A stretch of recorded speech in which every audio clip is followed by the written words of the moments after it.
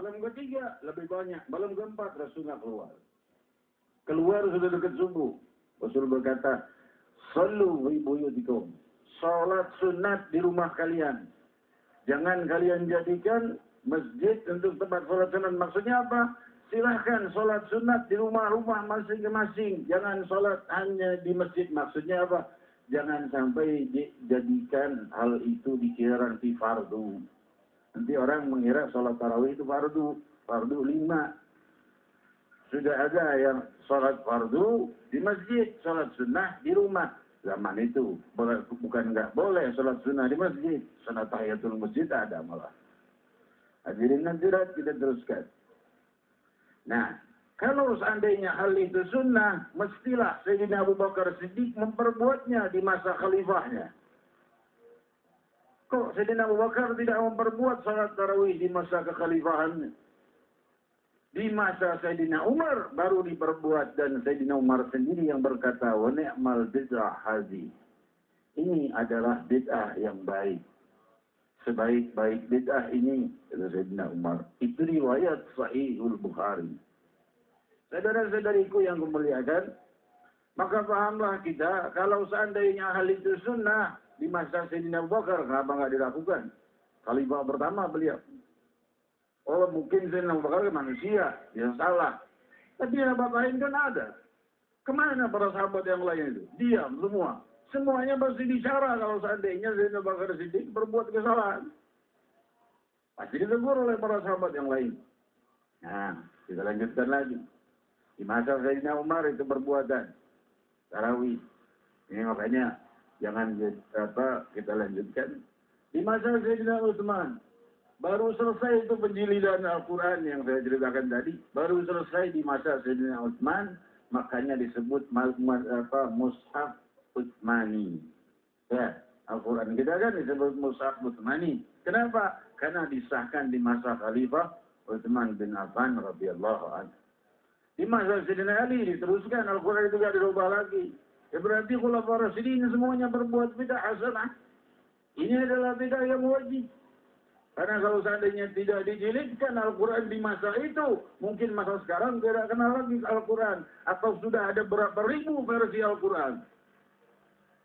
Tapi sekarang cuma ada 1 versi, ya ada 2-3 versi. Kenapa? Karena buru-buru di masa Khalifah yang pertama sudah dijilidkan. Saudara-saudariku yang kumuliakan, ini sekilas pembahasan tentang bid'ah hasanah. Masih akan kita teruskan setelah pesan-pesan berikut ini. Silakan. Terima kasih Habib. Ada sesuatu untuk menghadapi perkembangan zaman yang memang itu adalah kemutlakan bagi kita. Maka disitulah dituntut kreativitas manusia. Mungkin inilah yang disebut dengan menambah-nambahi. Tetapi dalam konteks ada manfaat kebaikan bagi manusia. Pemirsa, kita akan lanjutkan lagi bahasan tentang bid'ah dan jenis-jenisnya. Tentunya masih bersama kami dalam Tablik Akbar. Tetaplah bersama kami.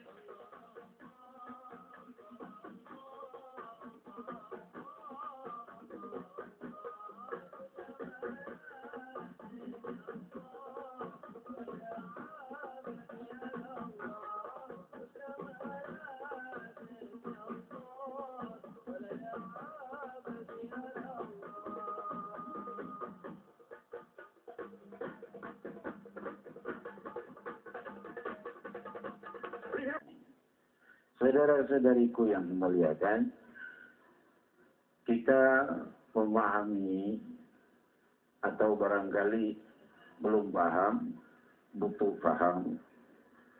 Sering dengar ucapan zakat profesi, yaitu setiap bulan potong gaji kita atau penghasilan kita dikeluarkan untuk zakat. Itu kalau bahasa Arabnya diduna, ya, nggak ada dari sananya, ya. Kenapa? Kok gitu, Bet? Nggak ada dari sananya. Zakat itu 7. Tijarah, ya, zakat tijarah, zakat perdagangan, ya, yang pertama zakat perdagangan, zakat pertanian, zakat peternakan, zakat fitrah, zakat timar, buah-buahan, zakat ma'din dan zakat rikas, zakat tambang, ya, tambang dan zakat pendaman. Ya.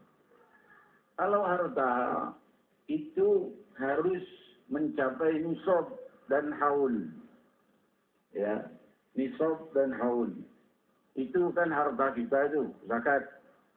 Itu bukan harus sebulan sekali, harus nunggu setahun. Nisab itu batasnya, apa itu nisab? Nisab maksudnya zakat, zakat harus melewati nisab dan haul itu adalah kita harus tahu nisab dan haul. Syaratnya zakat itu dua, yaitu nisab dan haul. Nisab adalah batas yang kalau lebih dari batas nisab, nisab itu adalah batasan. Melebihi nisab, kena zakat. Kalau kurang dari nisab, nggak kena zakat. Kalau haul, setahun. Artinya haul itu setahun. Jadi kalau kita bilang ada haul, Kiai Anu, haul, Kiai Anu, apa itu maksudnya? Maksudnya setahun. Ya. Jadi setahun kalau dalam bahasa Arab. Jadi harus mencapai setahun, nggak bisa setiap bulan. Nisab apa? Nisab itu adalah batasnya zakat. Batasnya zakat itu adalah 84 gram emas. Dan yang dijadikan zakat itu hanya 2, emas dan perak. Ulama sepakat masa kini menambahkan uang, ya. Karena saat itu dirham dan dinar itu adalah uang emas dan uang perak, alat tukar. Sekarang nggak ada alat tukar pakai dinar, pakai emas. Sekarang alat tukar uang, berarti uang yang jadi zakat. Rumah, mobil, berlian, nggak ada yang kena zakat. Nggak kena zakat harta. Kok gitu? Memang begitu hukumnya. Nah, terus yang ini zakat bulanan maksudnya apa? Itu orang-orang mengambil kaul perbuatan daripada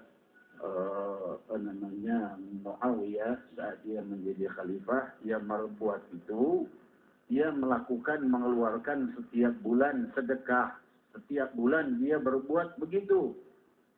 Dia tidak memerintahkan berbuat itu pada orang lain. Nah, kalau seandainya ini hal itu benar, dia akan perintahkan untuk orang lain. Hal ini hanya dia berbuat sendiri, tidak dia perintahkan untuk orang lain. Dan sebagian orang mengatakan, yang mengatakan zakat itu harus melewati haul dan nisab adalah hadisnya dhaif. Karena ada salah satu rijalnya dhaif.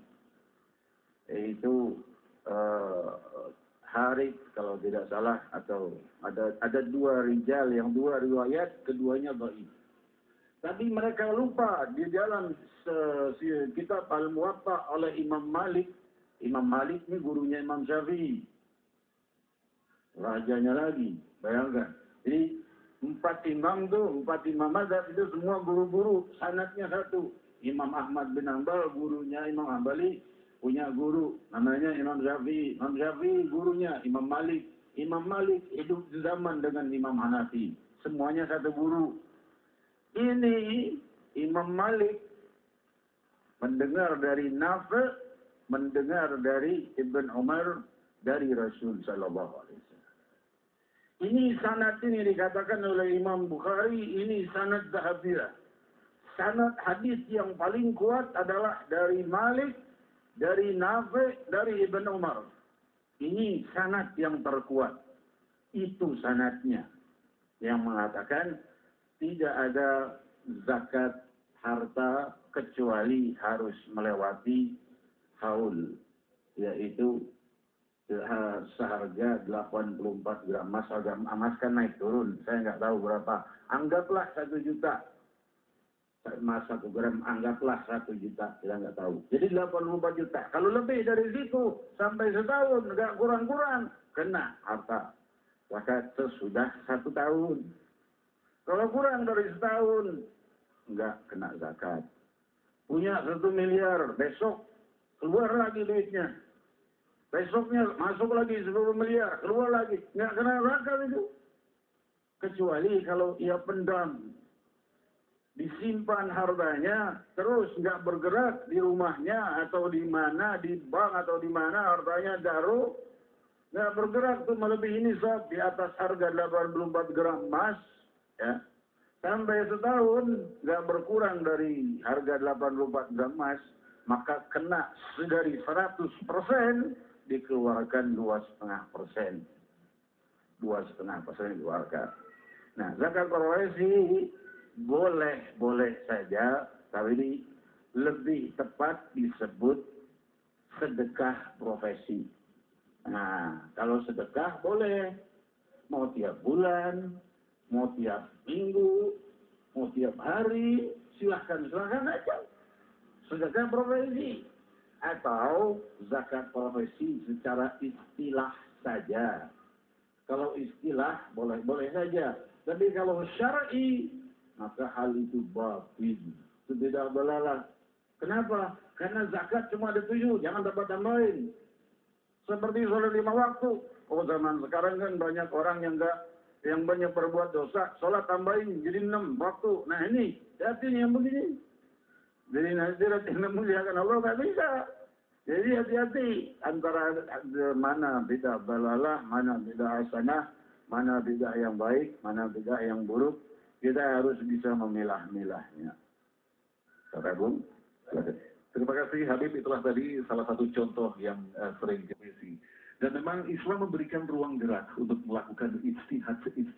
Tetapi yang jelas dalam proses istihad itu, kita juga harus bersandar pada apa yang telah para ahli lakukan. Nah, disinilah Islam menunjukkan kepada kita bahwa Islam adalah bangunan yang telah sempurna. Pada segmen-segmen selanjutnya nanti kita akan bahas bentuk-bentuk bid'ah yang barangkali kita tidak menyadari bahwa sesuatu yang kita anggap seakan-akan kita dekat dengan Allah dengan amalan yang kita tambah itu, tetapi justru itu akan semakin menjauhkan kita dari Allah. Tetaplah bersama kami.